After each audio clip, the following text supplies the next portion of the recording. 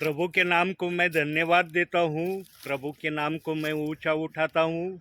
प्रभु महान है, वो सर्वशक्तिमान है और वो इस समय में अपने दासों के द्वारा अपने लोगों से बात कर रहा है। प्रियो, आज ये मैं हिंदी का मैसेज पहली बार आपके लिए प्रभु की प्रेरणा से दे रहा हूँ, क्योंकि मेरे मराठी मैसेज बहुत सारे यूट्यूब पर है, लेकिन प्रभु ने मुझे बताया कि मेरे दास, अभी तुझे हिंदी में भी संदेश को प्रीच करना है। और जब प्रभु कहता है तो प्रभु पूरा काम भी करता है। मुझे हिंदी आती नहीं ऐसा नहीं है, मैं हिंदी जानता हूँ, हिंदी मुझे पढ़ना लिखना आता है, सब कुछ होता है, लेकिन बोलना ये प्रभु की ओर से होता है। प्रियो, पिछले दिनों में प्रभु ने मुझे 4 मर्म दिखाए हैं और वो चारों मर्म मराठी में मेरे रिलीज हो चुके हैं।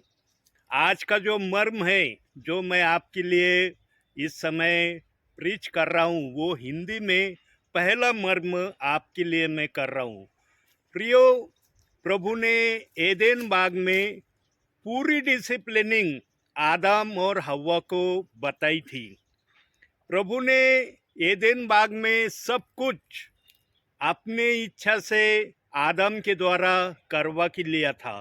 फिर जब सब प्रभु ने अपनी इच्छा के अनुसार आदम से करवा लिया था, फिर प्रभु को क्यों ऐसा लगा कि कुछ बातें मैंने मर्म के रूप में रखना चाहिए, और वही मर्म को आज मैं आपके सामने पहले मर्म को आपके लिए दे रहा हूँ। और उसके लिए आज अपन खोलेंगे आमोस की किताब, उसका 8वां अध्याय और उसकी 9वीं आयत।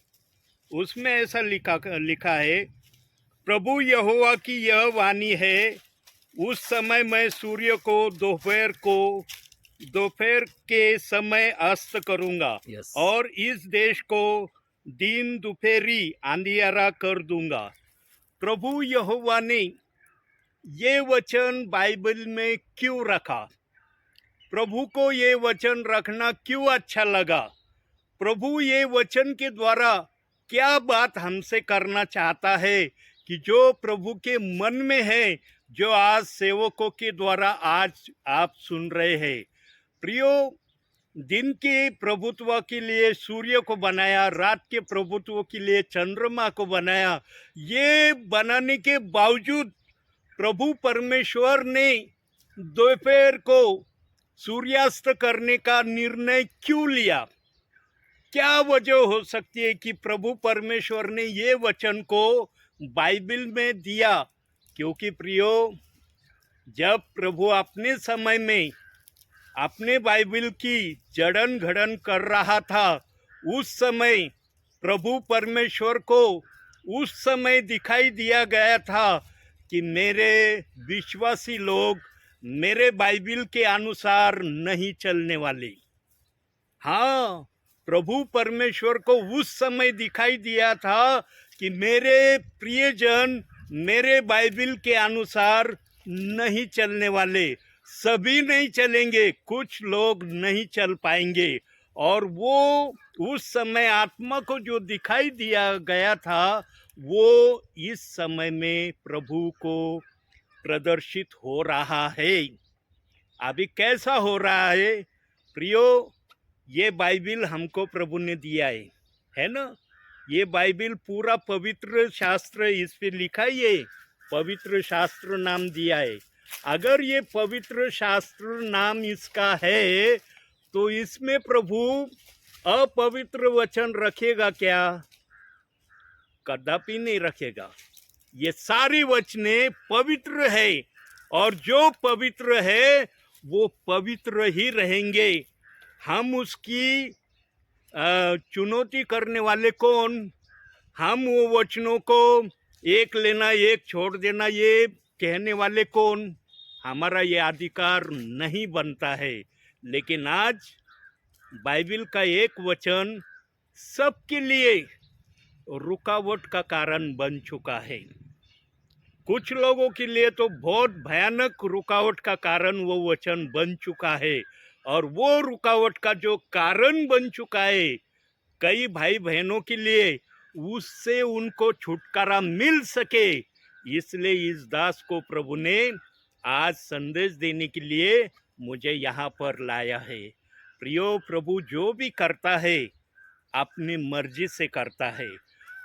दोपहर को सूर्यास्त प्रभु करने वाला है। अभी तक हुआ है क्या? नहीं हुआ है, लेकिन होने वाला है। और वो होने वाले समय में दो प्रकार के लोग प्रभु ने रखे हैं ये सूर्यास्त को देखने के लिए और न देखने के लिए। अभी दो प्रकार के कौन कौन से लोग हैं? तो अपन पहले लोग देखेंगे बाइबल से, मत्ती की किताब उसका 24वां अध्याय और उसका 21वां पद। मत्ती की किताब,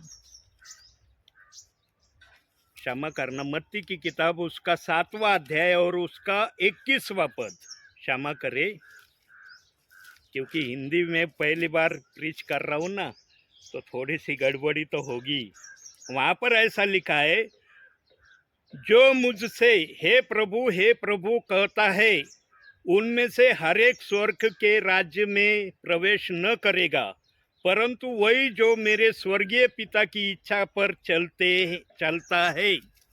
देखो प्रियो, बाइबल का वचन कहता है कि जो मुझे हे प्रभु कहते हैं, इनका स्वर्ग के राज्य में प्रवेश नहीं होने वाला। हाँ, ये स्वर्ग के राज के बाहर रहने वाले लोग, प्रभु का आत्मा यहाँ हमें स्पष्ट रीति से बता रहा है। और प्रभु जो भी बोलता है वो फुल स्टॉप का बोलता है। प्रभु स्वल्प विराम अर्ध विराम से कभी बात नहीं करता। जो भी प्रभु को कहना है वो फुल स्टॉप में ही प्रभु अपने लोगों से कहता है। ये लोगों को प्रभु ने कहा है कि ये स्वर्ग में नहीं आएंगे, तो ये स्वर्ग में नहीं आएंगे। लेकिन आज ये लोगों को लेकर कई भाई बहन और प्रभु के दास ऐसे बोल रहे हैं कि ये लोग नरक में जाने वाले हैं। लेकिन बाइबल का वचन ऐसा नहीं बताता है कि ये लोग नरक में जाने वाले हैं। लेकिन आज कई जगहों पर खुलेआम इन लोगों को नरक में जाने वाले लोग हैं ऐसे प्रभु के दास कह रहे हैं। और मैंने एक दो दास के मुंह से ये वाक्य सुना भी है। जो मैं आपसे बात कर रहा हूँ प्रियो, मैंने जो अनुभव किया वही आपको मैं संदेश के द्वारा बता रहा हूँ। क्योंकि ये लोग स्वर्ग में नहीं जाएंगे, तो ये लोग नरक में भी नहीं जाएंगे। हाँ, यदि इनको स्वर्ग में प्रभु नहीं लेना चाहता है तो प्रभु इनको नरक में भी नहीं डालेगा। इनके लिए एक ऐसी जगह प्रभु ने बनाई है जहां पर ये लोग रहने वाले हैं। ये नरक का स्वाद लेने वाले लोग नहीं है। और इन लोगों को प्रभु कहता है ये बुलाए हुए लोग हैं। बुलाए हुए लोगों का नाम इनको दिया गया है। जो लोग स्वर्ग में नहीं आएंगे उनको बुलाए हुए लोग प्रभु कहता है। जो लोग स्वर्ग में आने वाले हैं उन लोगों को प्रभु चुने हुए लोग कहता है। आज हमको दो ही प्रकार के लोग मालूम है ना, एक चुने हुए और एक बुलाए हुए। लेकिन प्रभु ने और एक तरह के लोग बाइबल में रखे हैं जिनका नाम है विश्वासी। और इसका रेफरेंस तुम्हें प्रकाशित वाक्य उसका 17वां अध्याय और 14वें पद में आप ज़रूर पढ़ लेना। क्योंकि मैं पहली बार हिंदी में प्रीच कर रहा हूँ, इसलिए सभी वचन खोल के पढ़ना मेरे लिए संभव नहीं होगा, क्योंकि टाइम हमको बचाने की हेतु से मैं आपको ये बता रहा हूँ। आप ज़रूर ये वचन पढ़िए। वो वचन का अंश भाग में संदेश में बोलने वाला हूँ, ऐसा नहीं कि आपको खाली रेफरेंस दे रहा हूँ और मैं कुछ बोलूँगा नहीं, मैं वो वचन से ही आपसे प्रीच करूँगा। वहाँ पर लिखा है कि जो प्रभु के साथ है वो बुलाए हुए, चुने हुए और विश्वासी ये प्रभु के साथ विजय को प्राप्त करेंगे। ऐसा शब्द वहां पर प्रभु ने बताया है प्रियो। और जो प्रभु के साथ है वो लोग प्रभु कभी नरक में उनको डालेगा? आपको लगता है कि जो लोग प्रभु के साथ में प्रभु कहेगा जाओ तुम नरक में? ऐसा है हमारा प्रभु? हमारा प्रभु ऐसा नहीं है। जो प्रभु के साथ में लोग हैं ना वो प्रभु के साथ ही रहेंगे। लेकिन कुछ लोग अंदर आने वाले हैं, कुछ लोग बाहर रहने वाले हैं। अभी बाहर रहने वाले लोग कौन है? जो बुलाए हुए लोग हैं वो बाहर रहने वाले लोग हैं। और उसका वचन भी दिया है बाइबल में, प्रकाशित वाक्य उसका 11वां अध्याय और उसकी दूसरी आयत में लिखा है कि मंदिर के बाहर के आंगन का माप तू नहीं लेना, वो विदेशी लोगों के लिए प्रभु ने रखा है और वो वहां पर रहने वाले हैं। जो लोग स्वर्ग में नहीं आएंगे वो लोग आंगन में रहने वाले हैं, ऐसा उस वचन में कहा गया है। प्रभु किसी भी व्यक्ति को नरक में नहीं डालेगा। उन लोगों को तो नहीं डालेगा जिनका नाम उसने जीवन की किताब में रखा है। हाँ, लेकिन किसको अंदर लेगा किसको बाहर रखेगा इसकी भी वजह बाइबल ने बताई है। बाइबल ने वजह बताई है कि कुछ लोगों को प्रभु मंदिर के बाहर क्यों रखेगा और कुछ लोगों को प्रभु मंदिर के अंदर यानी स्वर्ग में क्यों लेगा। प्रियो, बाइबल का वचन कहता है, प्रकाशित वाक्य उसका 22वां अध्याय और उसके 18 और 19 पद में लिखा है कि इस वचन में तू अपने मन से कुछ मत डाल और इस वचन से कुछ निकाल भी मत दे। ये दो बातें वो दो वचनों में प्रभु ने कही है। और तीसरा चेतावनी दी है कि यदि तू इसमें से कुछ निकालेगा या इसमें कुछ डालेगा तो तेरा नाम जीवनी किताब से मैं निकाल डालूंगा और तेरा नाम तुझे मैं पवित्र मंदिर से भी बाहर निकाल दूंगा। जीवनी फल का जो पेड़ है उसमें से तेरा नाम कट होगा और तुझे स्वर्ग में नहीं लिया जाएगा, ऐसा वो वचन में बताया है। प्रियनु, प्रभु ने हर बात अपने वचन से कही है प्रियो, लेकिन हम उस बात को समझना चाहिए। अभी देखो बाइबल में प्रेरितों के काम 2 अध्याय और उसके 38 आयत में ऐसा लिखा है, पतरस ने कहा, आज पतरस ने कहा इस शब्द को लेकर बहुत सारे दास विश्वासी आज बहुत सारे गलत फहमी में अपने आप को लेकर चल रहे हैं। वो कहते हैं कि हम पतरस का क्यों सुने, हमें पतरस का नहीं सुनना है, हम पतरस की बातों पर विश्वास नहीं करेंगे, हम पतरस जो बोलता है वो क्यों कर सुने। प्रियो, पतरस ने जो बताया है पेंटिकॉस्ट के दिन वो किस आत्मा से बताया? हाँ, कौन से आत्मा से उसने बात की? प्रभु के आत्मा से ही बात की ना। पतरस को ही क्यों खड़ा किया उस समय में? प्रियो, ये बहुत गहन बातें हैं। इस बात को जब आप जानोगे ना तब आपको पता चलेगा कि प्रभु ने पतरस को ही पेंटिकॉस्ट के दिन क्यों खड़ा किया और उसके द्वारा ही क्यों वचन शेयर किया।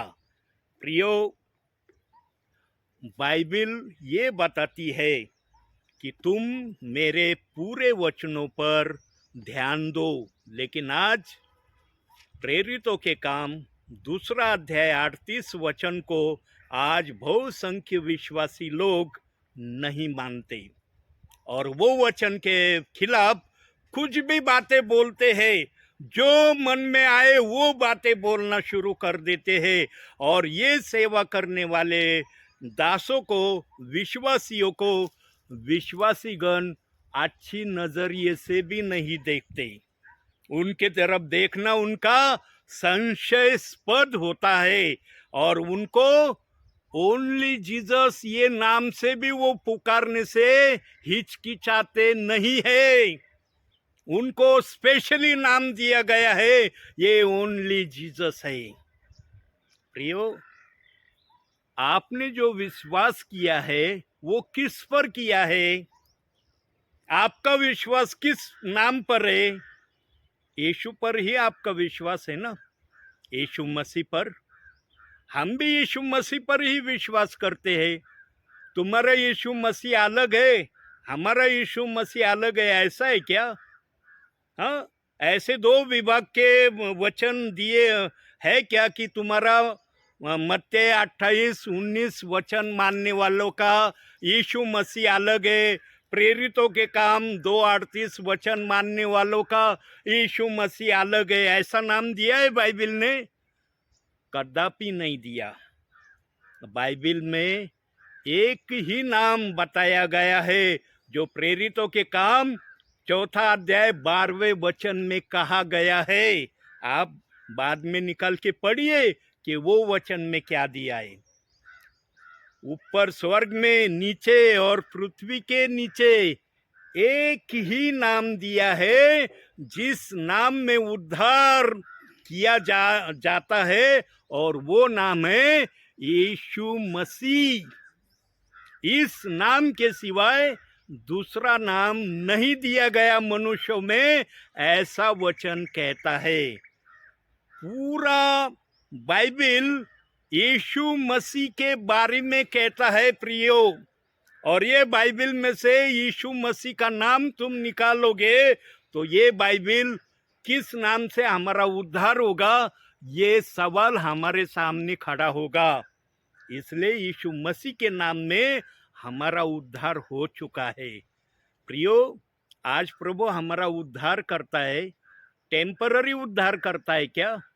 हाँ, जैसे आज कॉन्ट्रैक्ट बेस पर लोगों को लिया जाता है, कुछ दिन उनसे काम करवा लिया जाता है और बाद में उनको ब्रेक दिया जाता है। प्रभु के राज में हमारी भी ऐसी जगह है क्या? प्रभु ने हमको भी इस तरह से अपने नाम में लिया है क्या?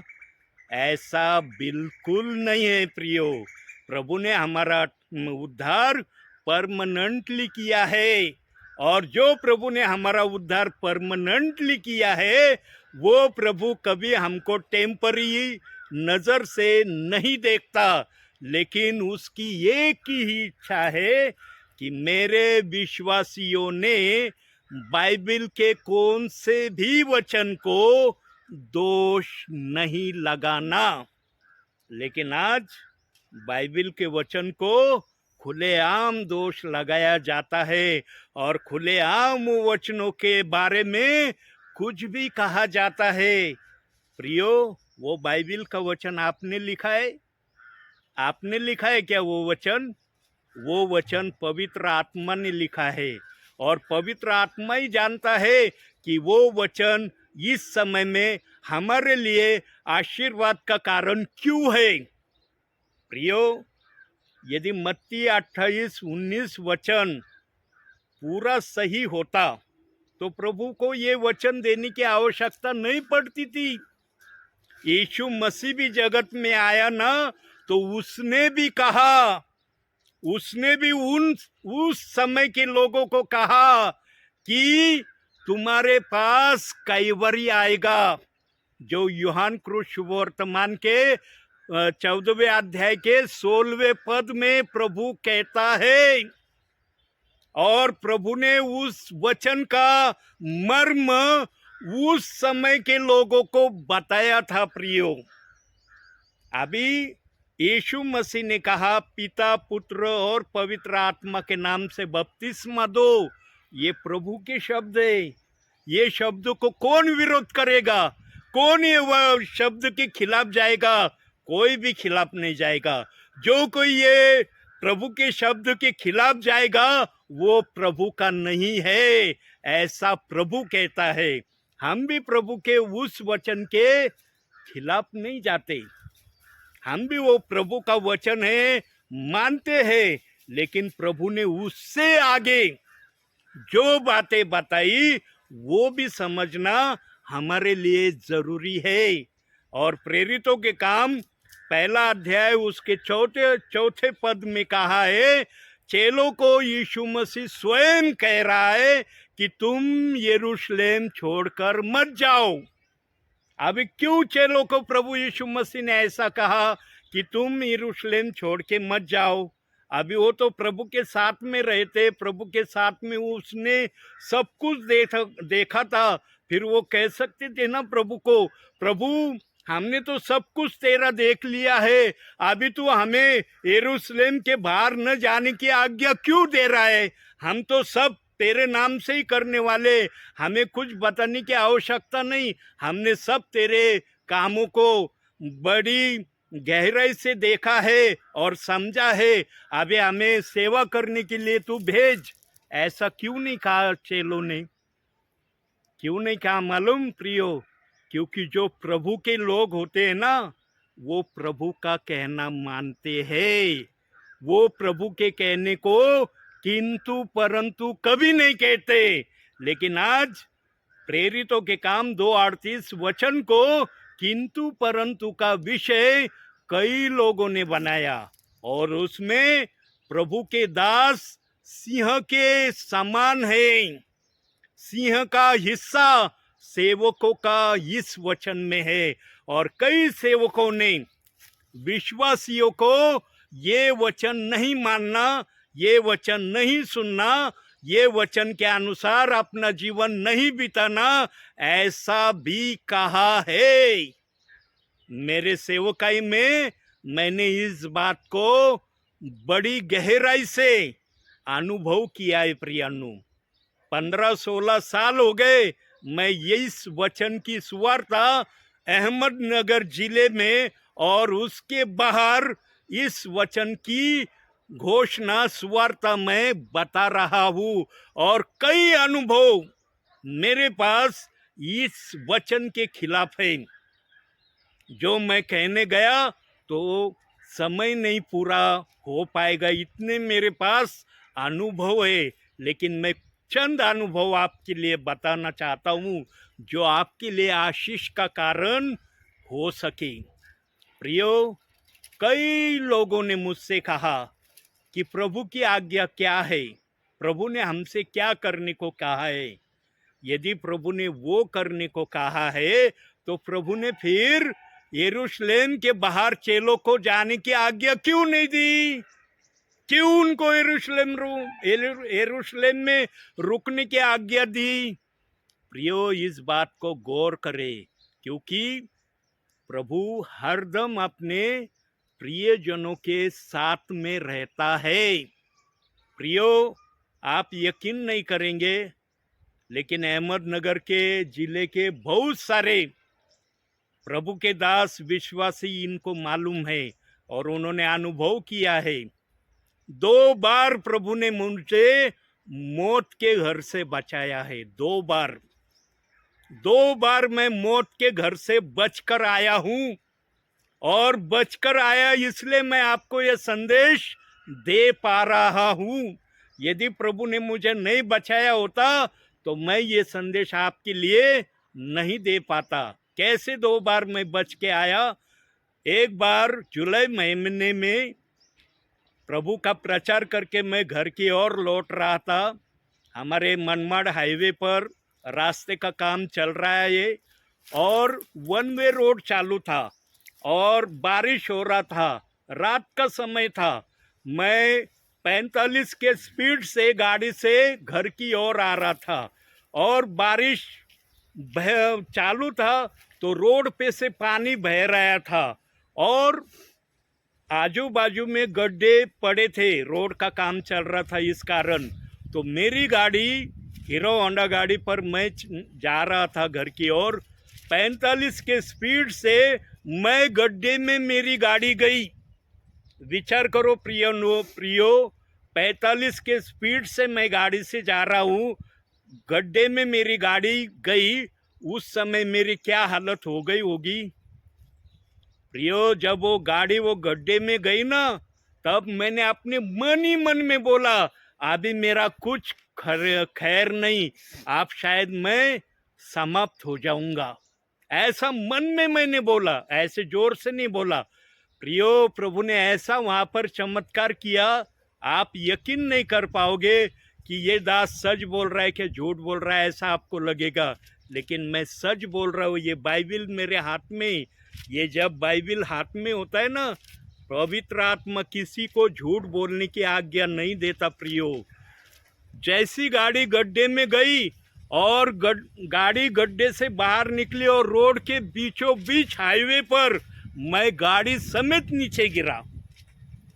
जब मैं नीचे गिरा ना गाड़ी समेत, तो प्रियो मुझे भी कुछ लगा नहीं और मेरे गाड़ी को भी खरोच तक नहीं आई।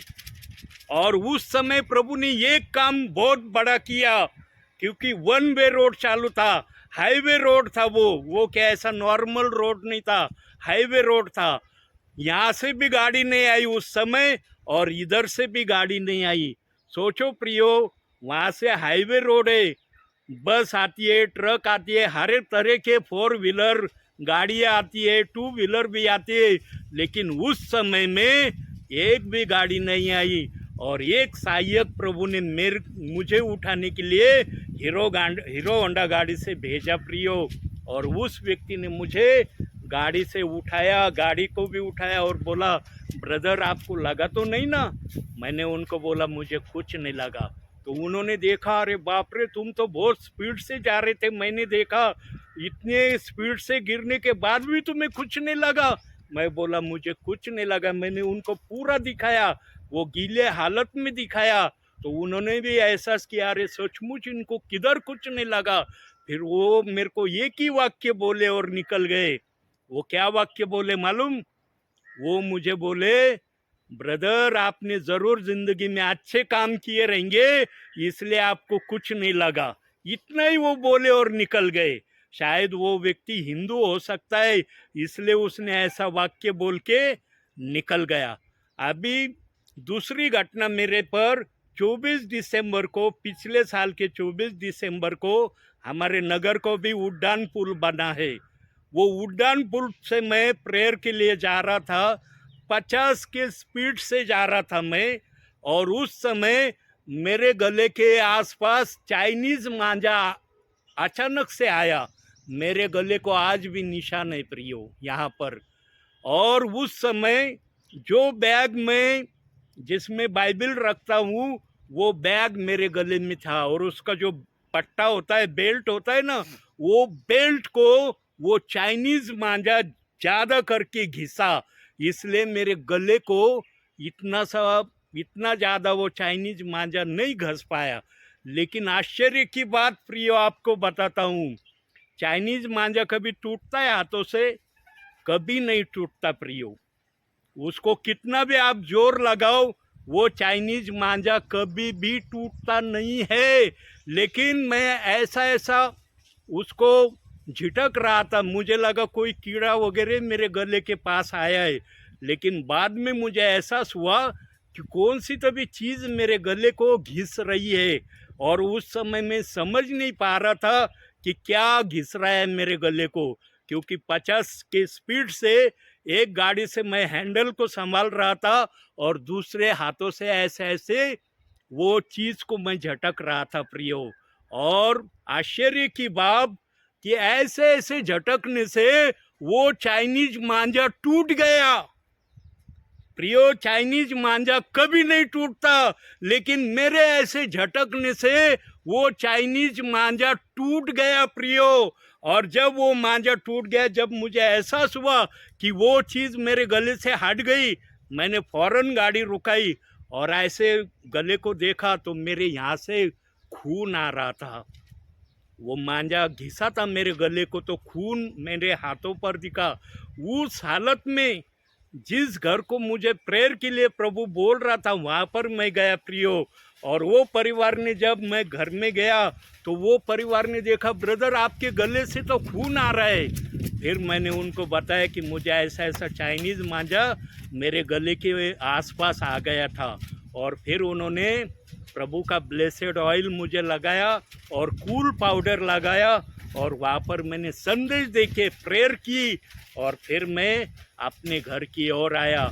जब हमारे बड़े पास्टर काकड़े ब्रदर है उनको मैंने ये बताया कि ब्रदर ऐसा ऐसा मेरे साथ हुआ, तो उन्होंने भी आश्चर्य किया और वो बोले, ब्रदर आपके साथ प्रभु का दूत था इसलिए आप बच पाए, नहीं तो आप उस समय आपका पूरा गला कट गया रहता और आप गाड़ी समेत वो पुल पर ही गिर गए रहते और बहुत बड़ी दुर्घटना आपके साथ हुई होती। लेकिन प्रभु ने आपको वहाँ पर भी बचाया। प्रियो, प्रभु मेरे साथ है, इसका प्रमाण प्रभु ने 2 बार मुझे दिया है। और आज जो संदेश आपको मैं बता रहा हूँ ये हिंदी में बताने की प्रेरणा प्रभु ने ही मुझे बताई कि मेरे दास अभी तुझे ये वचन हिंदी में प्रीच करना है। और मैं प्रभु के प्रेरणा से ये हिंदी में आपके सामने वचन को शेयर कर रहा हूँ। प्रियो, बुलाए हुए लोग नरक में नहीं जाएंगे और बुलाए हुए लोग स्वर्ग में भी नहीं जाएंगे, लेकिन वो जैसे प्रकाशित वाक्य 11 अध्याय 2 वचन में कहा गया है वहाँ पर ही वो लोग रहने वाले हैं। और ये लोग रहने वाले कौन से लोग हैं? इन्होंने बाइबल के एक वचन को अपने जीवन में महत्व नहीं दिया। प्रियो, ये बाइबल तुमने नहीं लिखा, मैंने नहीं लिखा, ये पवित्र आत्मा ने लिखा हुआ बाइबल है। और इसमें जो वचन दिया गया है वो भी पवित्र आत्मा ने ही दिया हुआ वचन है, वो मैंने नहीं लिखा। लेकिन वो वचन को समझने का ज्ञान प्रभु ने थोड़े लोगों को दिया है। इसलिए प्रभु ने बोला है, बुलाए हुए बहुत है, चुने हुए कम है। इसलिए प्रभु ने ये वचन को बाइबल में दिया है। प्रियो, जो बाइबल के कौन से भी वचन को नहीं ठुकराते, वो प्रियजन प्रभु के नज़र में सबसे आशीषित प्रियजन है और वही लोग स्वर्ग में राज करने वाले हैं प्रभु के साथ में। इसका मतलब ऐसा नहीं होता कि बाकी के लोग नरक में जाने वाले। आज खुलेआम कई जगहों पर बुलाए हुए लोगों के बारे में कहा जाता है कि ये नरक में जाने वाले। प्रियो, बाइबल में कहा गया है कि जिन्होंने प्रभु की सेवकाई की उनका हिसाब उसी तरह से प्रभु करेगा जिस रीति से उन्होंने प्रभु के नाम से कार्य किया है। और जिन्होंने सचमुच प्रभु के लिए कुछ किया है प्रभु भी उनके लिए कुछ करेगा। लेकिन ये सेवकों के लिए, सेवकों ने अच्छा काम किया है। हाँ, उन्होंने वो वचन को अपने जीवन में जैसा लेना चाहिए वैसा नहीं लिया, लेकिन प्रभु उनकी तरफ दोष के नजरिए से बिल्कुल नहीं देखेगा, क्योंकि उन्होंने जो सेवकाई की अपनी खुद की नहीं की, प्रभु की सेवकाई की उन्होंने, प्रभु का वचन उन्होंने बताया है, इसलिए उनका न्याय उसी हिसाब से होने वाला है। लेकिन विश्वासियों के लिए ये गोल्डन संधि है कि आप बाइबल के किसी भी वचन को ठुकराओ मत। सब वचन बाइबल के ही है, पवित्र आत्मा ने ही दिए हुए वचन है, वो वचन के अनुसार चलने की कोशिश करो। अभी हम देखेंगे सूर्यास्त देखने वाले ये बुलाए हुए लोग हैं। अभी सूर्यास्त को न देखने वाले लोग हम देखेंगे। इनके लिए ज़्यादा संदेश नहीं है मेरे पास, लेकिन जो है वो आपको मैं बता रहा हूँ। इसके लिए हम खोलेंगे मत्ती की किताब, उसका 24वां अध्याय और उसका 22वां पद। देखो वहाँ पर प्रभु क्या कहता है। यदि वे दिन घटाए न जाते तो कोई प्राणी न बचता, परंतु चुने हुओं के कारण वे दिन घटाए जाएंगे। चुने हुए लोगों के लिए ज्यादा दिन प्रभु ने नहीं रखे हैं, इसलिए अभी ये अंत के समय में चुने हुए लोगों को प्रभु पहले उठाने वाला है। क्यों इनको पहले उठाने वाला है? इसकी वजह यह है कि इन्होंने बाइबल के कौन से भी वचन को दोष नहीं लगाया। उन्होंने हर वचन को पवित्र आत्मा ने ही ये वचन दिया है ऐसा माना है, इसलिए चुने हुए लोग पहले उठाए जाएंगे, बाद में सब लोगों को प्रभु उठाने वाला है। प्रियो, हम सब स्वर्ग में जाने की आशा रखते हैं ना। कौन ऐसा है कि वो कहता है नहीं भाई मुझे स्वर्ग में नहीं जाना है, मुझे स्वर्ग के बाहर रहना है कोई विश्वासी है ऐसा? एक भी नहीं मिलेगा। लेकिन प्रियो, जाने का रास्ता प्रभु की इच्छा के अनुसार है। तुम्हारे इच्छा के अनुसार स्वर्ग में जाने का रास्ता नहीं है। प्रभु की इच्छा से चलोगे तो जरूर स्वर्ग का अनुभव तुम वहां पर महसूस करोगे।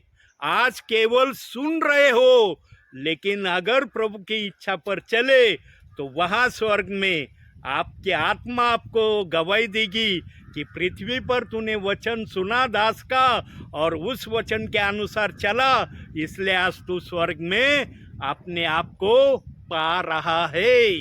इसलिए प्रियो, आपसे प्रभु में मेरी विनती है, हाँ प्रभु में विनती करता हूँ। मैं एलिएजर पगरे नाम में विनती नहीं कर रहा हूँ, प्रभु में विनती करता हूँ कि ये पवित्र शास्त्र प्रभु का शास्त्र है और इस शास्त्र से कौन से भी वचन को अपने दिल से मत निकालो। उस वचन के खिलाफ कुछ गलत बातें मत बोलो, क्योंकि सब वचन प्रभु के पवित्र है और पवित्र आत्मा ने ही इन वचनों को दिया है। इसलिए प्रियो, अंत के समय में प्रभु अपने लोगों को बचाने के लिए कुछ सेवकों को आत्मा के प्रेरणा से मर्म बताने के लिए खड़ा करने वाला है, जैसा आज तुम मुझे देख रहे हो। और बाइबल में कहा भी गया है, कलीसियों के पत्र उसका पहला अध्याय 26 वचन में, जो मर्म युगानुयुग पीढ़ी न पीढ़ी गुप्त रखा था वो अभी प्रकट हुआ है। और वो किस पर प्रकट हुआ है? चेलों पर प्रकट हुआ है। हम भी प्रभु के चेले ही है। प्रभु की हम सेवा करते तो हमको भी चेले कहने का अधिकार प्रभु ने दिया है। इसलिए उस समय में 12 चेलों ने उस प्रजा को वचन बताया था। इस समय में जो गिने चुने प्रभु के प्रेरित 238 वचन के चेले हैं, वो वचन बता रहे हैं। इस वचन पर गौर करो, इस वचन पर विचार करो कि क्यों मुझे ये संदेश आज सुनने को मिल रहा है। मैं इस वचन को बाइबल से ढूंढकर पहचान पाऊंगा कि ये वचन सच में जैसा पवित्र आत्मा दास के मुंह से बोल रहा है वैसा ही है या नहीं। ये जरूर करो प्रियो, क्योंकि कौन सी भी घड़ी को हमारा प्रभु आने वाला है। वो 2 चोर में से एक चोर बच गया, एक चोर नहीं बच पाया। क्यों नहीं बचा वो? क्योंकि उसने प्रभु का वो कहना नहीं माना। एक ने प्रभु का कहना माना, इसलिए वो बच गया। आज वो सुख लोक में है। हाँ, वो प्रभु के साथ में सुख लोक में आज राज कर रहा है।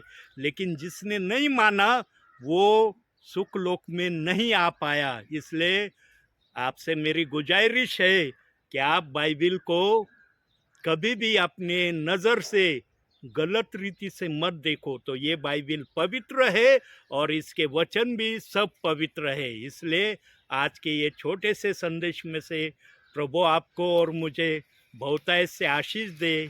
आमीन।